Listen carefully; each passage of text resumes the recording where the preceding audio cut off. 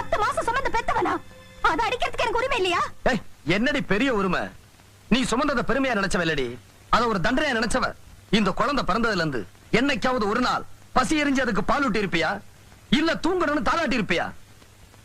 அத ஒரு தொல்லையா நினைச்சு பள்ளிக்கூடத்துல சேர்க்க சொன்னியே தவிர அவளை உன் புள்ளையா நினைச்சு என்னைக்கா சீராட்டி இருக்கியாடி? வயிற்றுல சுமக்கிற பேரு தாய் இல்லடி, அதோட வாழ்க்கைய மனசுல நினைச்சு சுமக்கிறா பார், அவதாண்டி உண்மையான தாய். இப்படி தாய்க்குரிய எந்த தகுதியும் இல்லாத உனக்கு உரிமையை பத்தி பேசுறதுக்கு என்னடி யோகியதை இருக்கு?